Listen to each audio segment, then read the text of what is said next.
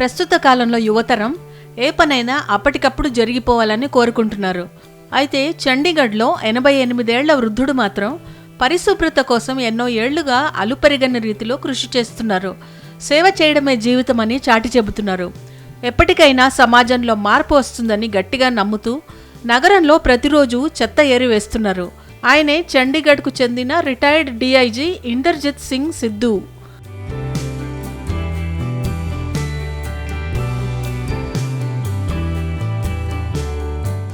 Social మీడియాలో ఎంతో యాక్టివ్గా ఉండే ప్రముఖ వ్యాపారవేత్త ఇందర్జిత్ సింగ్ సిద్ధు సేవాభావాన్ని కొనియాడారు. ఆయనను స్వచ్ఛతా యోధుడని అభివర్ణించారు. ఈ నిశ్శబ్ద స్వచ్ఛతా యోధుడికి సలాం అంటూ ప్రశంసించారు.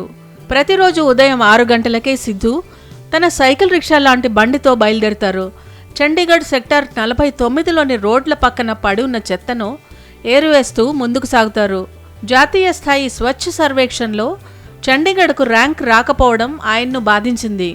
కానీ ఆయన కేవలం ఫిర్యాదులు చేయకుండా స్వయంగా రంగంలోకి దిగి పనిచేయడం ప్రారంభించారు. వయసుతో సంబంధం లేకుండా జీవితానికి ఒక అర్థం ఉండాలని, ఒక మంచి ప్రపంచాన్ని నిర్మించడానికి కృషి చేయాలని ఆయన నమ్ముతారు. మంచి చేయాలనే ఆలోచనకు రిటైర్మెంట్ ఉండదని, సేవకు వయస్సు అడ్డు కాదని సిద్ధు నిరూపిస్తున్నారు.